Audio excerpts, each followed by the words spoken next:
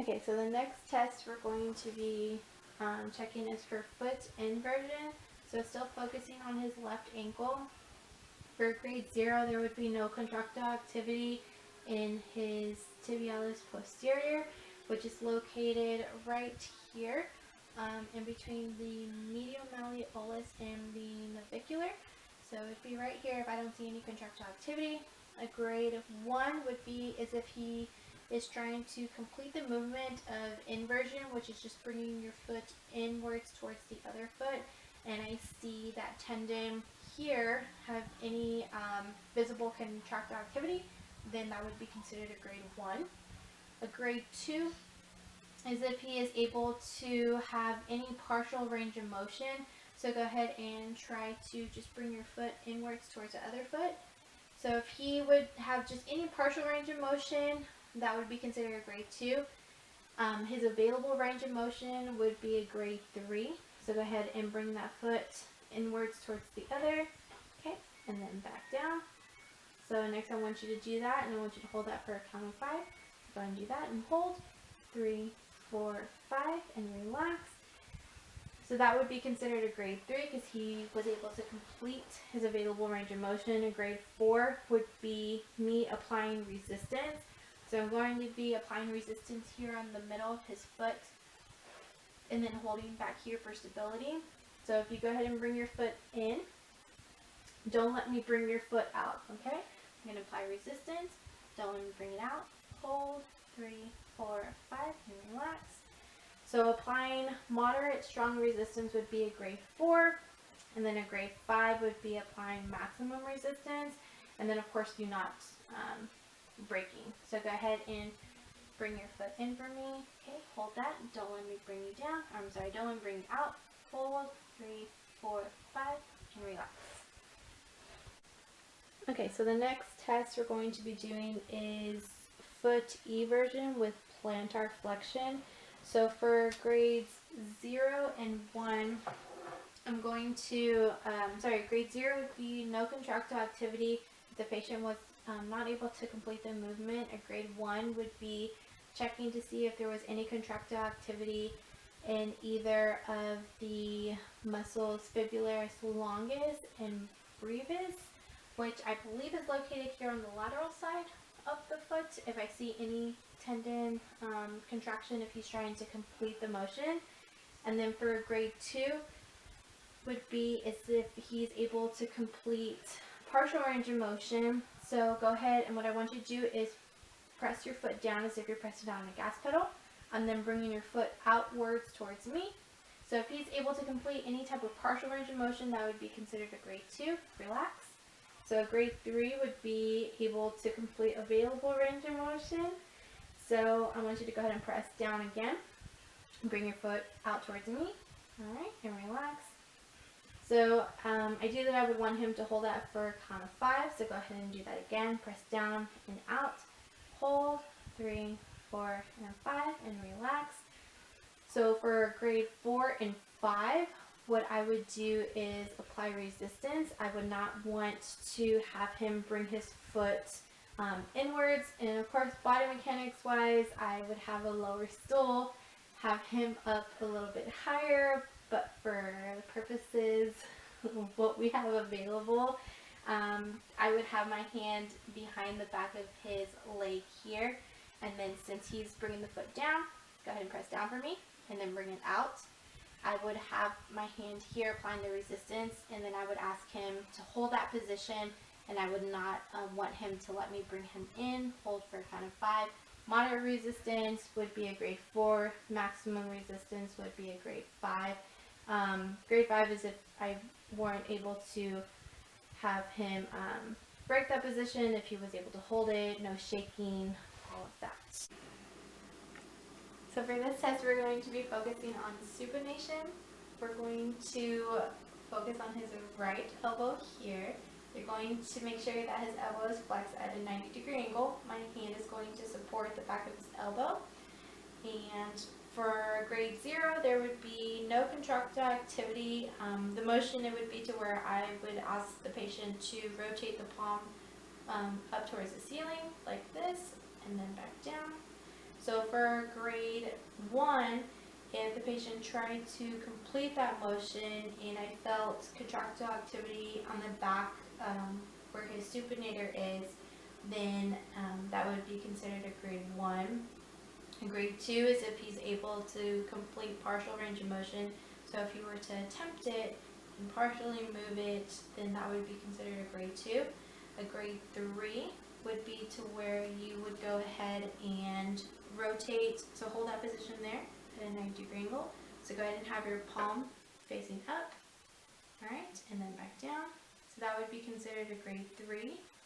And ideally I would want him to hold that for a count of 5, so go ahead and rotate, palm facing up, hold, 3, 4, and 5, and relax. So then at grade 4 and 5, I would be applying resistance. I would be using the handshake method, I believe is what it's called. So he would start at pronation.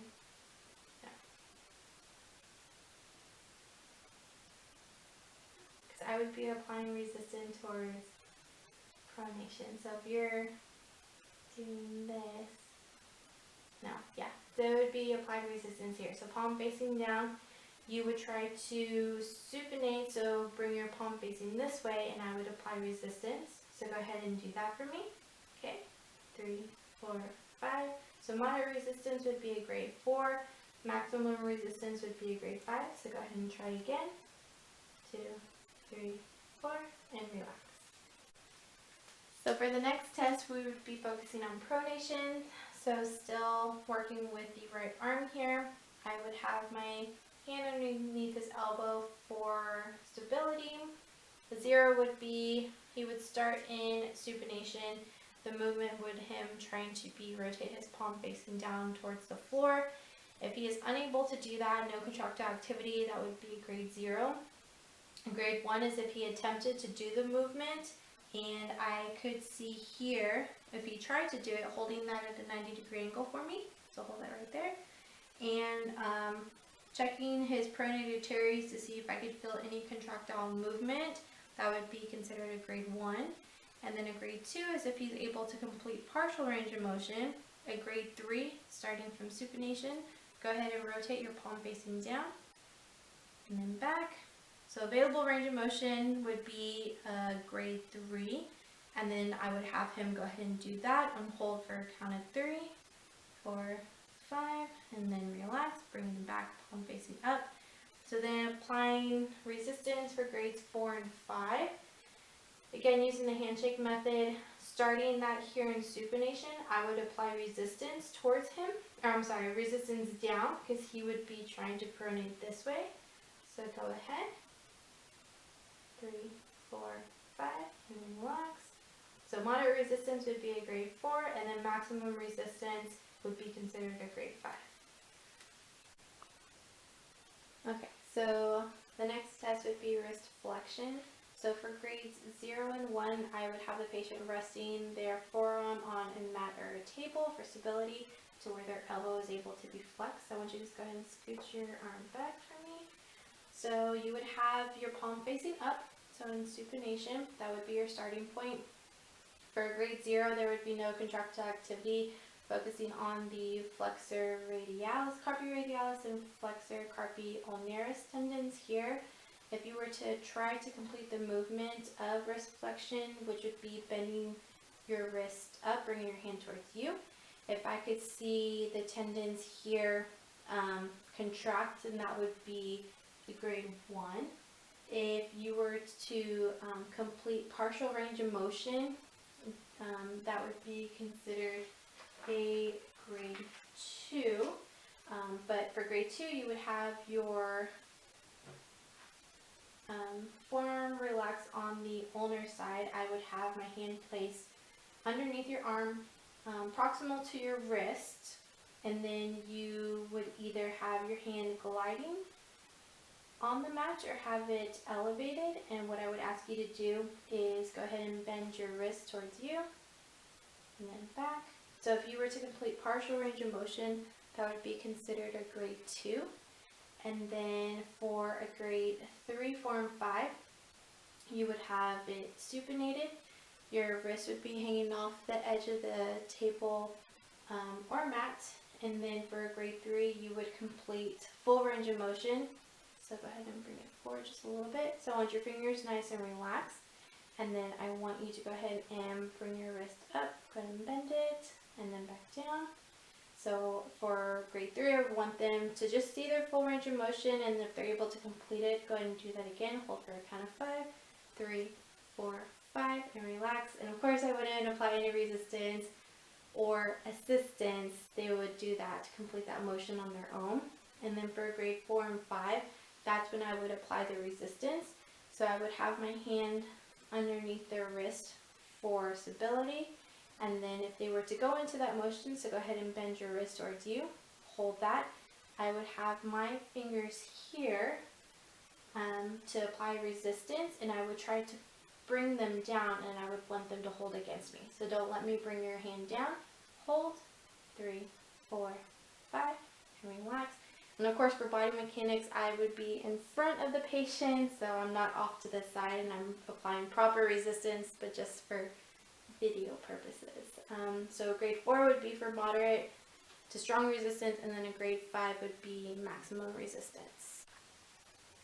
Okay, for the last test, we're going to be checking wrist extension, focusing on the left wrist again. So for grade 0 and 1, I would have the patient with their elbow flexed, forearm placed on the table, and I would have them fully pronated, so palm facing down. And what I would do for grade 0, obviously no contractile activity. I'm going to be focusing on the extensor tendons, so extensor carpi radialis longus and brevis, and then the extensor ulnaris tendon to see if I could see any contractile activity. That would be considered a grade 1 if I could, if they were not able to complete any partial range of motion. For grade 2, I would have their forearm in a neutral position. I would have my hand underneath their arm proximal to the wrist, just so it elevates their hand and they're able to have the gravity minimized and to see if they're able to complete partial range of motion. So I would ask them to bring their hand back towards me and then go ahead and bring it back to neutral and relax. So if they were able to complete partial range of motion, that would be considered a grade 2. For grade 3, I would check to see if they have full range of motion, so bringing their forearm forward to where their hand is hanging off the table. For full range of motion in grade 3, I would not apply any resistance or assistance. They would just ask the patient to bring their hand back towards them and then back down. If I could see that they completed full range of motion, then I would ask them to do it again, hold for a count of 5. And then for grades 4 and grade 5, then I would apply resistance. So for this one, I would have my hand underneath their arm for stability. They would bring their wrist back into extension, and then I would have my hand here for resistance. So they're holding that extension. I'm trying to bring them down, and I ask the patient to not let me push their hand down. So go ahead and hold that for me. So moderate to strong resistance would be a grade 4. Grade 5 would be maximum resistance hold. Again, no breaking, no shaking, and then of course I would be directly in front of the patient applying resistance, not off to the side.